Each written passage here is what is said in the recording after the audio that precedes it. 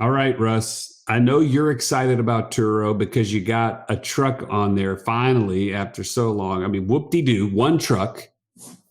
Tell me why I should listen to this podcast. Of course, I wasn't able to be on it. Why should I listen to this? Dude, this is the fastest way to learn a business and create cash flow with something you already own. And by the way, when you do it, you're going to realize you need to get another one and another one and another one and another one because they're going to be constantly gone. At least that's what our special guest today. Someone subbed in for you, bro. He did a fantastic job. I'm actually in conversation with him about having a more permanent appearance as a co-host of the show. But we had Ryan Bly, a passive income mastermind member, someone who has taken this concept of renting cars to the next level. Super cool to hear him as we break down, what do I need to know in order to get into this business? 2, what does it take to run and operate the business? And 3, what do I need to do in order to make a profit? And you like to make fun of this one truck I have, but I do have one truck. One truck being rented out every single day for the last 2 weeks and is scheduled to be rented out for the next 7 days, man. I mean, who in the world wants to rent your truck that fast? I mean, you just put it on the platform like yesterday, practically. It's not even on the platform yet. Like I rented it off platform. How about that? No platform? How do you like those apples? It isn't even available on Turo yet because the family who needed it and wanted it snatched it right up. Man, how did you get the word out like that? That's so crazy. Well, if you listen to this podcast interview, you will learn exactly how I did that, as well as how you can do that and others. Joey, get your chair, pull up to the table, and let's belly up.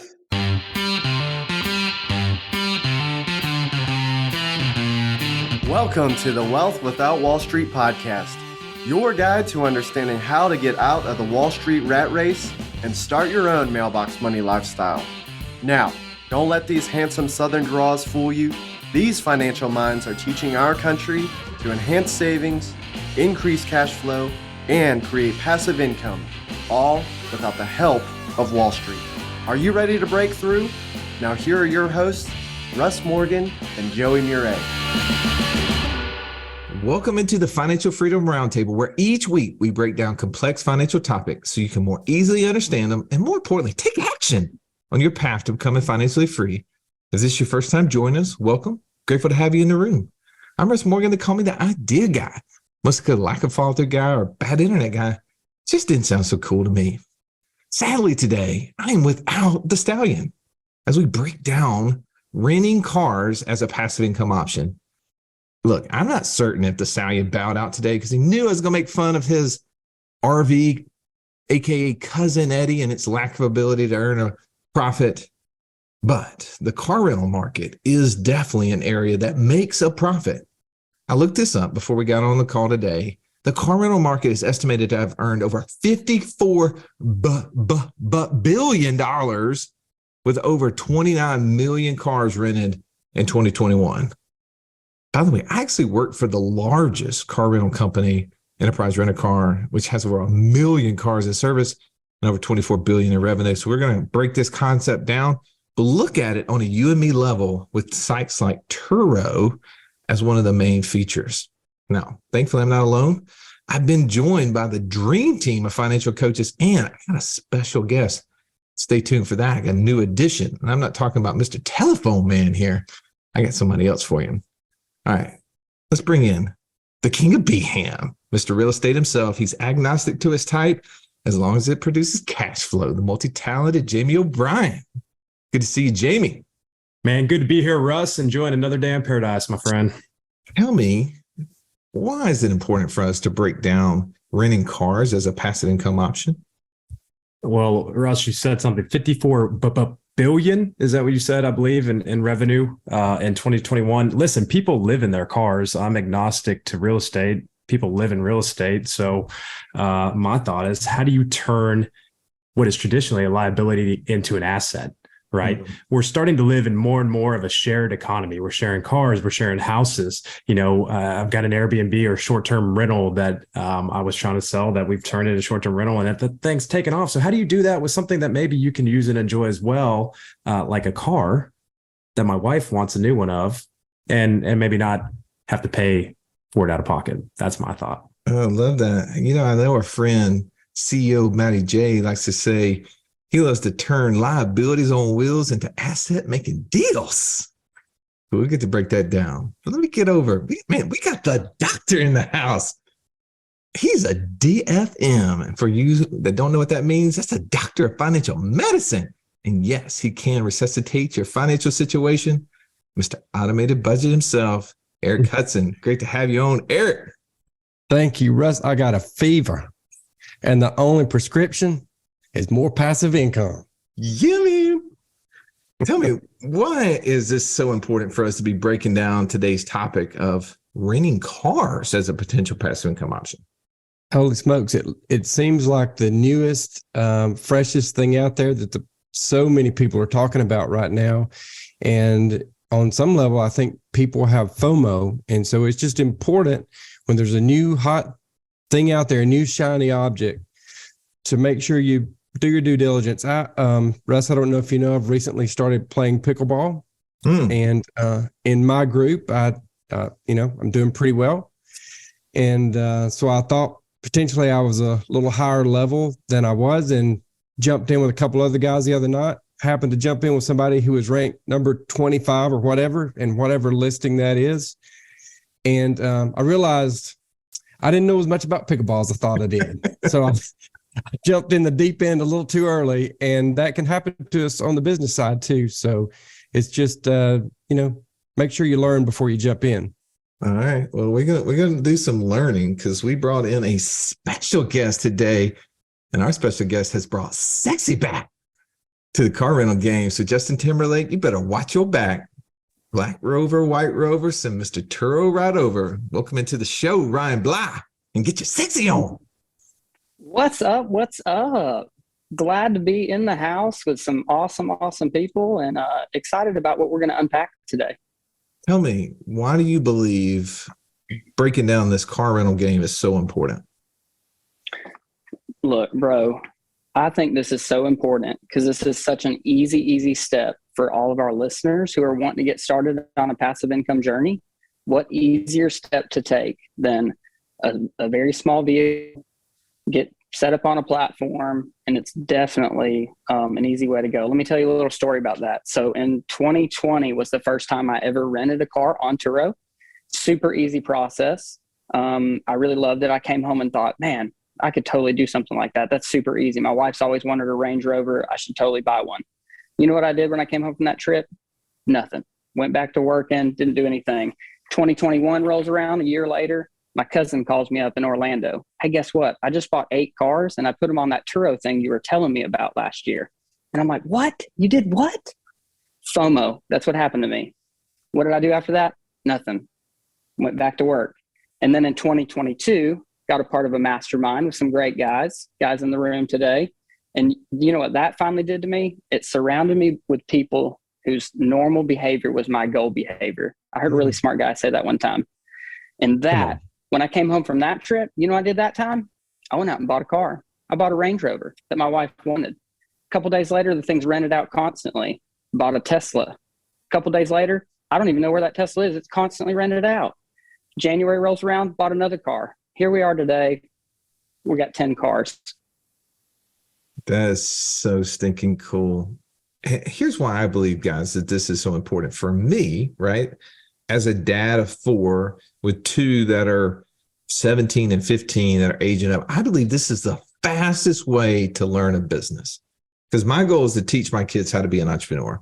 The problem is, though, our business, the done for you land flipping, is done for you, right? I can't really do a whole lot there. Our short-term rental business, yeah, that's done for you too. We got an operator running that business. Our information company, yeah, we got people doing all that stuff. So it's hard for me to teach them how to be an entrepreneur when they're like, okay, well, show me. And I'm like, well, I can teach you how to run a podcast, right? I can teach you how to talk to smart people who know how to do stuff. But really, this Turo platform, this renting cars platform for me became a really simple way in my mind to say, okay, I can teach my kids all they need to know about business by buying one car. And that's what we did. We bought one car. And we're going to not only find out what profit is, what makes up profit, right? What is depreciation? What is maintenance? What are labor costs? How does all this play into making money? And that's what this opportunity gives. So, gentlemen, I'm going to break down today's topic for us. Thankfully, Ryan, you're the one with the most expert experience. We're going to lean on you a ton by asking you probably a lot of the questions from these things, but I'm going to break it down into 3 areas. You with me? What do I need to know first in order to get into this business? Number 2, what does it take to run or operate this car rental business? And 3, what do I need to do in order to make a profit, right? Because at the end of the day, what does this actually mean? Is this going to create cash flow that could potentially exceed my monthly expenses, which could let me out if I want to be out of my daily job that maybe I don't like? All right. So looking at this, Eric, thinking about what do I need to know to get into this business? What question stands out to you first that we need to dig into? Yeah, I think with anything, your education is always going to cost you something, whether it's on the front end or the back end. And so I just wondered, like with Ryan, was there at some point where you did market analysis, or did you start slow like Russ and let's dip our toe in the water, see if we can do one first and how that turns out, and then just build on it without risking a lot? Yeah, so I think everybody learns differently.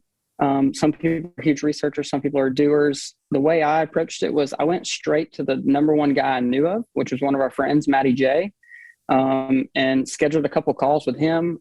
He puts out a really awesome course that has great content to it. We went through that course. And then from there, I started tailoring. What he really helped show me was, how do I build this for myself and for goals that we have and that we want to achieve? Because this can be approached in a million different ways. And so from there, I did my own market research and started figuring out how we wanted to build a business and what key components we wanted in that business. Jamie, what about you, man? What do you think as far as like, how do we get started in this business? What questions do you think we need to uncover? And I think a real simple one, and Ryan, you alluded to it earlier. This is kind of a low barrier of entry. Or you said it was easy to go out and get a new car. So I'm just curious, kind of what do those startup costs look like? What do I need to expect to really get going on this platform? As far as startup costs, I mean, if you're wanting to do this properly, we got to form an LLC. We got to be very conscious about liability. So you have a startup cost there, which is not very much. And then depending on how you want to build your business, you either start with a cash car. I mean, there's a lot of great $5,000 Honda Civics out there that will rent really, really well for a low daily rate, but a lot of low risk. Or you could also go out and finance a brand new car and $0 down. You can start with virtually nothing. Well, I was doing a little research on this, and the beauty is that Turo is probably one of the main platforms out there. I know there's several others. They have a calculator. I think that's pretty funny. A calculator that lets you actually research in your city. I think they maybe do it in most big metro cities. So for us, I just went to Atlanta to get some options, but they will actually show you based upon the price of the car, which ones are doing the best. So in Atlanta, right, $30,000 to $50,000 cars, they're saying that a Cadillac, what is that, CT5, CTS? I'm not certain. I'm not familiar with Cadillacs. Are earning on average annually up to over $15,000 per car, right? Where if you wanted to go up and spend 50 to 75K, you get into the Range Rovers, like what you were talking about, Ryan, things that you're renting. And those cars tend to be the most high performing, earning upwards of over $35,000. I think that's pretty cool. Like, so one, figuring out what is working, right? So is that kind of what you did when you were like, hey, what are we going to rent? And I know you said the first car you went and bought was a Range. Was it because you saw this calculator thing, or you're like, I want to drive a Range and I'll figure out a way to rent it as well? Well, Russ, I think that's a good question, but it's a little bit of both. I did get on there. I looked at the calculator, took the closest market to us, which happened to be Atlanta. I'm in Birmingham, and filtered through that data. But then it also weighed in on what's my personal goals. My wife had always mentioned a Range Rover. It's something like a dream car, something that we would probably never buy personally. And then a Tesla was something that I've been super intrigued with. So I kind of started in that route, but we wanted to build a business that also led to relationships down the road. So we kind of stuck with the higher end car market so we could have some higher end relationships. That's super cool. All right. I'm going to break down like just some of the simple things, practical deals. Like one of the things that I know you and I had conversations back and forth on was, okay, do I need to incorporate the business? And then how am I going to buy these cars? Do I have to buy them in my name? Do I, is there a way to get, if I do get a business, is there a way to get business credit for it? And then lastly, the insurance component, right? Can I just go to my Allstate, State Farm, Travelers, Progressive, or whatever and get car insurance for those? Or do I need to go get other ones? How would you address those questions? So first question being forming an LLC. Yes, I think that's a number one. I think you should do it. Even if it's one car, you have to separate yourself liability wise from any type of business that you're going to run. And then we kind of move to the financing piece. Depending on who you are, where you come from, what type of businesses you've ran, business, getting financed through the business might be a little more difficult. So it might be easier to just finance the cars personally and then eventually put them in, title them in the LLC. And then insurance wise, that was kind of the biggest roadblock for me in the beginning, and the biggest learning curve was because the first thing I did was, I called up my local insurance agent. He's like, "Oh yeah, totally, man. This sounds like a great idea. I totally think you should do it. Let me get it to the underwriter." 3-4 days later, he gets back to me. He's like, "Hey, underwriter, no go. We ain't going for this. Not going to work." And I'm like, "Really?" And he's like, "But I'll refer you to someone else, a different carrier. 100%, they'll do it because they do like Uber Eats and stuff like that. They'll be good to go." 3 or 4 days later, it comes around, underwriter, no go. We're not going for it. Not going to work. And I'm like, "What do you mean?" He's like, "Well, call one of my other buddies. He does like really high liability stuff. He can handle it." Called him. Same thing. Not going to work. I think the concept is still a little too new. The insurance carriers are kind of it's a blurred line of when the car is rented on Turo, Turo is covering insurance. The only reason we need insurance is for when I personally drive the vehicles, when I'm back and forth to the car wash, back and forth to the airport, or when I go get a car tag. But it just doesn't quite make sense on paper yet. I think it's coming. So I think your normal local insurance agents will be able to do it very soon, but I just haven't found the option yet. So then we took another whole nother road, which was commercial insurance, and just went straight to who does enterprise use? Who does budget rental use? I started doing research on that, and I found a couple different options there and started pursuing those, and then got linked up with somebody really good that has taken care of us from the beginning with commercial insurance that's made specifically for renting cars. And I'll add one more nugget to that. It also helps us do private rentals, which is really the end game. We can't rely on building a Turo business. We're building a car rental business. So we want to get some stuff off the platform eventually, which currently 40% of our fleet is off of the platform today. That's so cool. Well, I experienced exactly that thing. And I was surprised because really it's only going to be me or one of my family members that would be driving it to drop it off or to go back and pick it up. I was like, well, why couldn't we just have our insurance if when it's being rented on some other person's insurance? But you're dead right. They were like, no. But in order for me to buy it, because see, guys, I bought my first car was a truck. Now people are like, well, you rednecks live in Alabama. That must be what you thought, that like a truck's going to be a great rental or something. And while I think it possibly could be, remember, all I'm trying to do is teach my kids a business.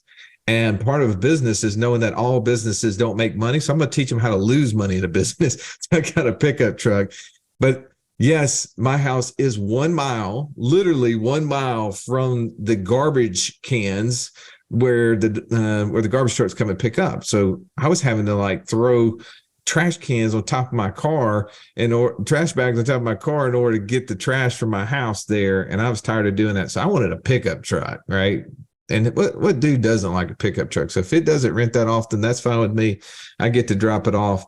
But one of the first things that happened to me, I bought this car through Carvana. I want to talk about this a little bit because part of the startup phase is buying vehicles, right? And trying to pick out which vehicles do we want, and then where will we buy them from? And there's lots of different, I guess, analysis and thought processes behind this of what is the best way to buy a car. And Jamie, Eric, I know you guys haven't done the Turo car game yet, but I want to ask you, what do you think's the best place to buy a car? Because I bought mine on Carvana because it seemed easy. And by the way, it was super simple. They literally drove it to my house and dropped it off. And I'd never gone through that experience before. What do you guys think? What do you think's the best way to buy a car in your opinion? Man, I'll take that first. Okay. Sorry, Eric, to jump all over you, but I'm a big relationship guy. So I personally would look for a dealership where I could build a relationship with a salesperson or even a general manager. Tell them what I'm building from a business standpoint, with the hopes that eventually I could potentially maybe get either bulk pricing or better pricing on the vehicle over time as I bought more and more of them. That would be the first thing that comes to mind to me, was to build a local relationship. I'm big on that. And if I can support someone locally and have a win-win relationship with somebody in my own community, that's what I'm going to try and do. What about you, Eric? Are you going to the dealership? You buying on Carvana? What you doing? Two things immediately came to mind. First was to see if I could pick up some rental cars from companies like Enterprise or like Hertz or whatever that were trying to roll some off of their inventory, and see like Jamie, if I could create that relationship and try to pick up a couple of those a year, maybe 3 a year, depending on the growth of business. And then maybe even in the beginning, trying to search Auto Trader and buying from an individual to see if I could get some sort of deal. Just keep my eye out for a deal. Always looking for a deal. All right, Ryan, how'd you buy your cars? Okay. Just like Jamie said, everything is built on a relationship. If this is going to be long-term, we got to do it making a relationship. 2 people that I sought after. Remember, we just go to the number one guy. We went to Matty J. So now we're at the car buying stage. Let's go to the number one people. I got on my market, figured out who had the nicest cars in Birmingham because I knew I wanted to go Range Rover, Tesla, nice car route. Found the number one dealership in Birmingham and went straight to him and told him what we were doing, exactly what we were doing, built a relationship with him. And then also went to a Chevrolet dealership because they have Tahoes, Suburbans, that high-end executive clientele. Built a relationship with him right from the get-go, tell him what I'm doing, show him the business model, because they know cars. We don't know cars like they know cars. They know numbers. They know what to sell it to me in the beginning for. They know when for me to bring it back, how many miles on it, take the car back. They're going to give me exactly what I'm going to need to trade that car in so I don't lose money. They've been doing it their whole life. So why do I need to try to learn and reinvent the wheel? God, man, I thought I was doing something smart, guys, but buying on Carvana. That's so good. I just got kicked in the groin right there. All right, let's move on to the second point. Right? Hey, I do want to say something, Russ. Okay. The truck will do much better than Cousin Eddie. Okay. Oh, well, I mean, considering that Cousin Eddie is the bar to get over, right? Like that doesn't require. It's like when we're at the gym doing box jumps. And I'm not doing real high box jumps, but there's an older guy. He's probably in his mid-70s. He goes over there to where the squat rack is, and it's always sitting on about a 2-inch little platform. He'll come over there and look at me. He's like, "Oh, you guys doing box jumps today?" And he'll bend down and he'll jump up on the little 2-inch platform and say, "Got it in there too." And I think that's basically where Cousin Eddie is for that situation. So if I don't do better than Cousin Eddie, I'm really in bad shape. If you've listened to our show for any length of time, you've heard us talk about infinite banking and how we were able to use that concept to create over $50,000 a month in passive income. But it's just not that easy to figure out, how does this all connect into my own personal system? Stallion, that's why we created the passive income operating system, bro. It shows you how to turn active income into passive income. It makes all the steps come together. If you would like to get access to it as a podcast listener, we've never given this away in public before. Go to what'swhatwallstreet.com/PIOS. There was nothing worse than walking into class when you're in school and the teacher saying, "Pop quiz day." Why? Because you were unprepared. Are you unprepared though for financial freedom? Don't be. Find out how close you are by taking our 30-second quiz at wealthwithoutwallstreet.com/quiz. All right, let's talk about how do we run this business? What does it take to operate the car rental space? There's a lot of logistics that I have not even done yet. I have rented my car one time. Right now it's on a midterm rental, right? And that rental is to a wonderful family whose daughter, who's learning how to drive, just happened to run her mother's car into the house that they live in. And that car is sitting in the shop being fixed for about 3.5 weeks. And it was beautiful timing that I could provide this truck to that wonderful family who still needed to drive their trash a mile to the nearest trash cans.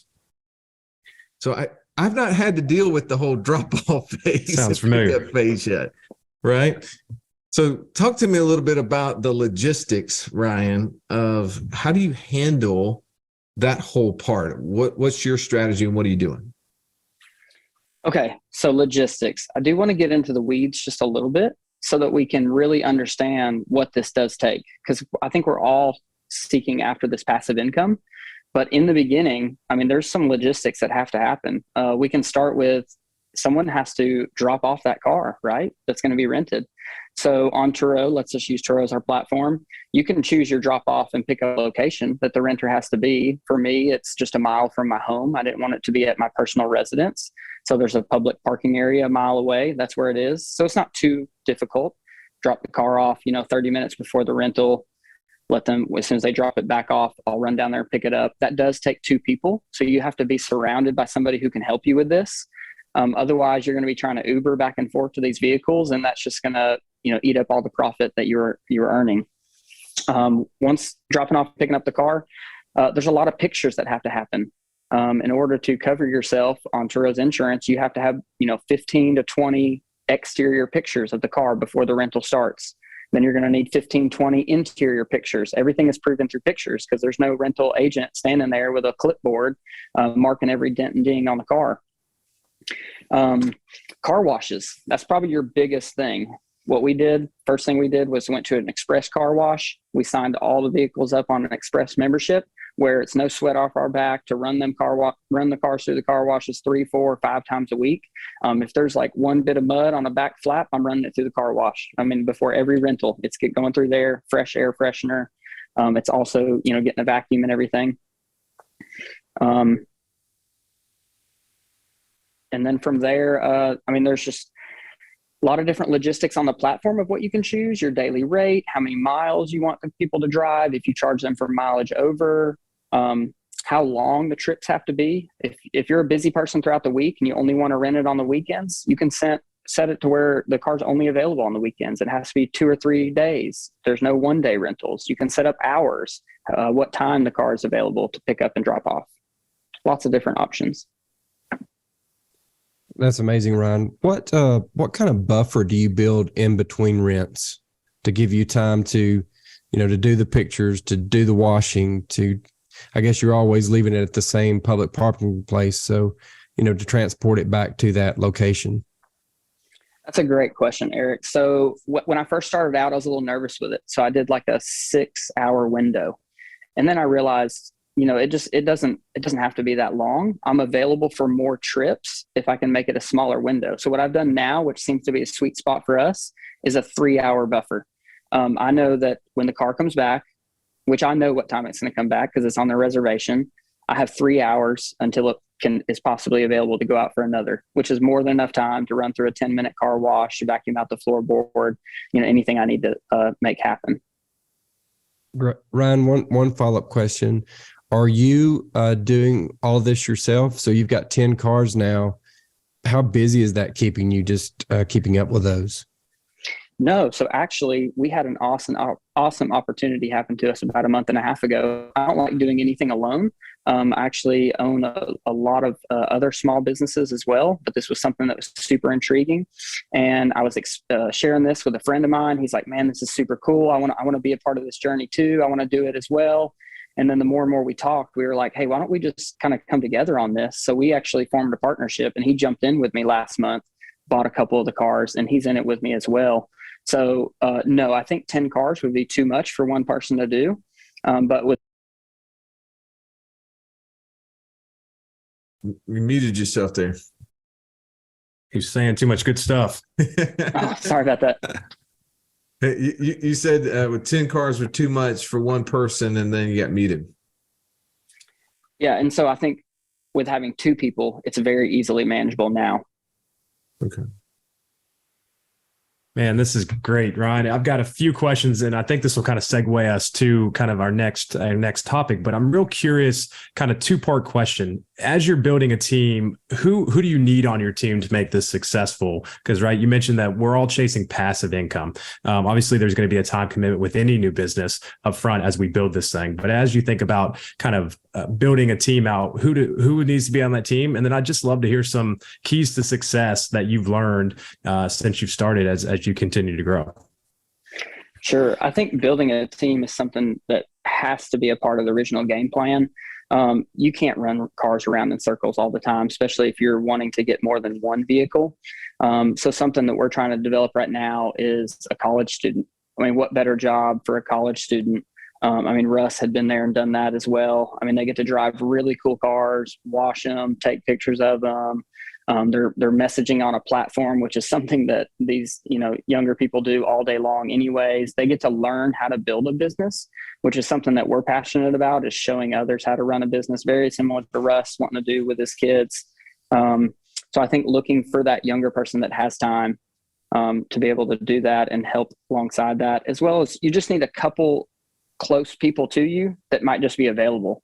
My wife and I were attending a marriage conference this past weekend.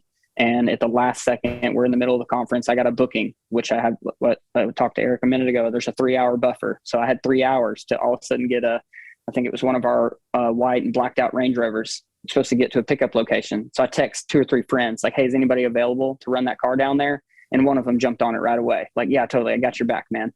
Man, so thank goodness. Cause I know how my wife would be if I was in the middle of a marriage conference, like, hey, we got to go get this car over here. Like that would go over like a bag of rocks. I guarantee you. No, I think just talking to your network of people of what you're doing and letting them be a part of your life and you be a part of their life. And so I think that's definitely one of the keys to success when you're starting to build your team. Has this happened yet because when I was at Enterprise Rent a Car, people would ask me all the time, like, oh, how do you know, when those cars are coming back and when my car is going to be there? Because they'd come walk in the door and it's like, is my car here? As if like, whenever they book their reservation, we actually set their specific car, which is, I know it's different in Turo because there actually is a car they're renting. It isn't just a specific size car. But for us, we never knew when a car was going to come back because a lot of times they're being used not for a specific like vacation. Like I'm going to Orlando on Saturday, I come back on Tuesday. It was my car's being repaired. And yeah, I thought it was going to be 7 days. Now they're telling me it's 3.5 weeks. And it's like, piss. That's good. When you're renting a car, you're the car rental people. But yet, if you're the person trying to organize the logistics of, I need to have this car back. So long-winded question to come back more specifically. Have you had a situation yet where the car was supposed to be back and you had somebody in, a couple hours coming to pick it up and it wasn't available? They didn't bring it back. They needed to extend. And if so, how did you handle that? So one awesome thing about using a platform like Turo is Turo it blocks off the dates. So when a renter gets on there and rents a vehicle, they rent it for a certain period of time, maybe 7 days. And if they get to the end of the 7 days and they need additional days, if that car's not available, they cannot book that car any additional time. So they would have to return that vehicle and then find a different car on the platform that's needing to be rented, which helps us as hosts avoid that situation. Now, I have had one time, maybe 2 or 3 weeks ago, where I had a car coming back and exactly 3 hours later it was going out. Well, the person bringing it back was an hour late. Of course, there's fees involved with being an hour late. You can charge them. It wasn't a whole lot of sweat off my back. I happened to just I sat at the pickup location for an hour, but I still had enough time with that 3-hour window to clean the car, turn it around, flip it, get it back out. Okay, cool. All right. One last logistic question before what do we need to do in order to make a profit? And that is, how do people get access to the car? So they rent it, let's just say using Turo as an example, and you're not necessarily there when they come pick it up. what do you do? How do they get in there? Do they have to message you when they get there? Do you unlock it remotely? Do you give like some sort of key box situation? How do you guys handle that? So there's two different roads to go down on that. I'll explain the road that we've chosen first. All of our cars are virtually a lot newer, and all of these cars have apps within inside them. So like Chevrolet, Ford, Range Rover, Tesla, all of those have apps where you can lock and unlock the car remotely. You can start the car, you can honk the horn, all those similar features. Well, Turo has an application called Turo Go.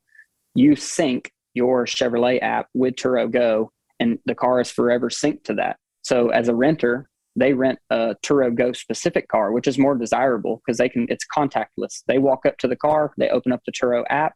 They now have access to unlock and lock the vehicle during their time period of rental. So I don't have to be there. They walk up, they unlock the car, the keys in the glove box, they pop the glove box open, they're off on their rental. I mean, people are walking off airplanes and stepping into their car within 7 to 9 minutes, no waiting in line, which is that's where I think this platform is really going to grow, because it's just totally disturbing the car rental space. The other road is, let's say you put on there a 2014 Honda Accord. Well, they didn't have that application back then.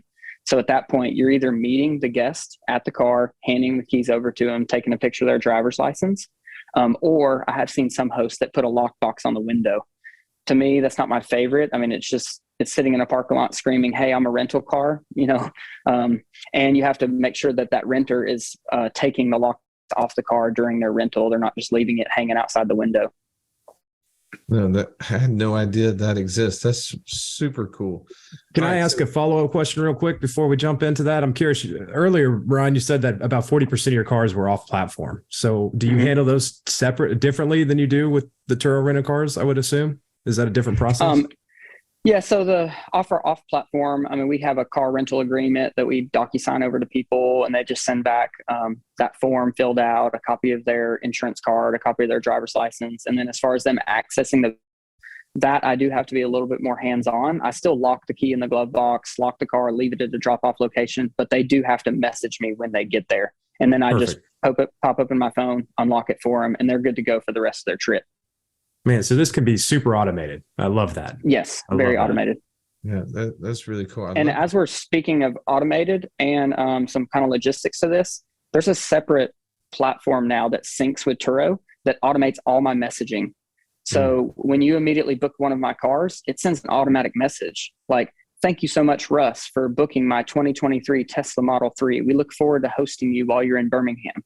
And then a certain amount of hours before their trip, it sends an automated message like, "Hey, Russ, glad to talk to you again. Here's a couple keynotes to keep in mind while you're renting my Tesla. If you need to charge, blah, blah, blah, all these different things." And then 6 hours before their trip ends, automatic message, "Hey, it's been so awesome hosting you. If you would kindly leave us a 5-star review of your trip, that would be awesome."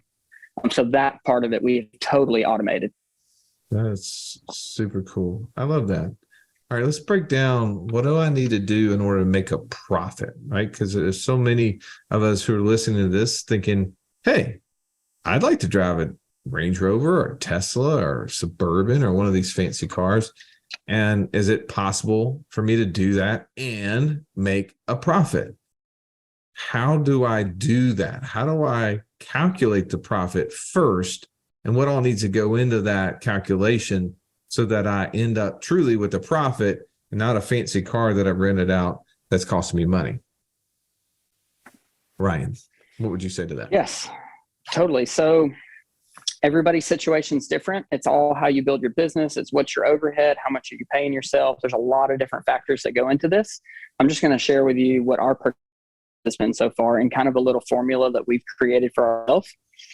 We take our car payment, whether we have financed that car or whether we have using our own financing through our IBC systems. We take what would be a car payment. We add $275 for that because that's what our expenses are on the vehicle. That $275 includes like our insurance that we pay on it, the car washes, the parking fees that we're having. We take that number and we divide it by 10. We want our average daily rate. We want this car to pay for itself in 10 days. Anything over 10 days, that's what is going to be our profit. That's so cool. Well, one of the things I think just some simple math, and you were covering some of this, but I'll just bullet point for people. Yeah. What is that average daily rate? How often can I rent it out? What are all those maintenance costs, cleaning costs, labor costs, gas costs? Those are things that we need to add in, right? Because we do have to wash them. And, I was at Enterprise Rent a Car in a suit, sucking up my time on a regular basis, right? To do that stuff. They had to pay me, not a lot, but they paid me pretty decently to be out there doing that. And we had drivers and we had car preps and other people. And there was a lot that went into that process. I want to talk a little bit about, too, what sort of upsell opportunities are there? Are there ways to make revenue on top of what that daily rate is? And if so, what are some of those things? And there's a lot of different upsell opportunities, just like Airbnb platform. If you've ever booked a house, and there's multiple things they're trying to upsell you on. So in Turo, just a couple really easy ones is prepaid gas. Like, who all has flown out at an airport at 6 a.m. and you don't want to stop at the gas station before you fill it up? You can go ahead and prepay $55, $75, whatever you want to set as your prepaid gas option. So many people do that. And, every time they bring our car back, it's like still has 3/4 of a tank in it. And they just paid $75 for that upsell charge on the front end. Little did they know when they were going to bring the car back, it was going to be almost full. Another option is delivery. So we've just opened up our international airport. It's about 20 minutes from where our current location is. We're like, hey, why don't we just offer a delivery option there? Tons of people fly in. So we put a $75 delivery fee on there, or maybe a $50 delivery fee. Easy money. Car seats. Car seats are a big one, especially with our Tahoes and Suburbans. I mean, families are flying in. They don't want to bring car seats with them. That's a super easy $25, $35 option to put on there. I will say something real quick when we're on car seats. We just leave them in the trunk. We allow the guests to install them on their own for liability's sake. What about like additional driver fees? Like when I was at Enterprise, we'd have people come in with multiple personalities, and we'd be able to get an extra fee there. What's the protocol on additional driver fee? Can you make money there or not? So that's going to be on the Turo side of things. Turo's going to make money, but they will not pass that money to you. So they'll allow additional drivers on there, and they're going to charge them, but it doesn't come to the host. All right. Lastly, as we go to exit, guys, what other questions do you have for Ryan on ways to make a profit as we round out this podcast? Jamie, you go first. Man, I think really my mind goes to, so quick story. I tried to get on Turo I have two vehicles. I have an old truck that I use for the hunting camp and for construction. I mean, that's about it. It was too old, if I remember correctly, to get on there. And then I've got a little Honda Accord hybrid that when I was back in the sales world, was driving all over the place, multiple states. And if I remember correctly, it had too many miles. So there's got to be a lifespan of these cars that you buy. And I'm just curious, how do you figure out what is that lifespan to keep you profitable before you have too much depreciation in that vehicle? I know you talked a little bit about your formula earlier of what you're looking for your average daily rate, but how do you figure out, how do you sell it? What do you sell it for? What you're going to owe on it, and kind of what that break even point is going to look like from that standpoint? Sure. I think it depends on what vehicles you get in. So with our brand new vehicles, what I did was I just kind of looked at Enterprise and these larger rental places. When are they selling off their fleets? And talked to a couple of people there, talked to the car dealership. And I noticed that a lot of these cars get traded back in right under 50,000 miles. So I was like, okay, there's got to be something to that. Digging in a little bit more, like with the general manager at the car dealership, he's like, oh yeah, totally. Get the brand new car. You don't have to worry about any repairs. You don't have to worry about anything. Bring it back before it hits 50,000 miles, which on these rentals is going to be 12 to 18 months. Awesome. What question do you have for Ryan? Yeah, I'm sort of curious as to, I can't remember if Ryan said how long he'd been doing this, but maybe what he thought the scalability might look like when he started, and what he's thinking now, however many months or even a year later. So when I first started this, I thought, hey, I'm going to get my wife a really nice Range Rover, and I'm going to get a Tesla, and these things are going to pay for themselves, and it'll be really cool. They're not going to cost me any money, right? Like Matty J once had told us, these are, assets on wheels, or liabilities on wheels. We're going to turn them into assets making deals. But then I just saw what was happening. These cars were never in my driveway, and I just didn't understand it. And I'm like, okay, so what can we do from here? And that's when we teamed up, got a lot more cars. And then talking about scalability now, I mean, this is a profitable business that is really going to work. So we're developing, we're putting the final touches tomorrow on our co-hosting program. So something that we're super excited about. We're already number one in Birmingham. We have the most cars in our market, but we're thinking that we want to try to take this thing up to 100 cars.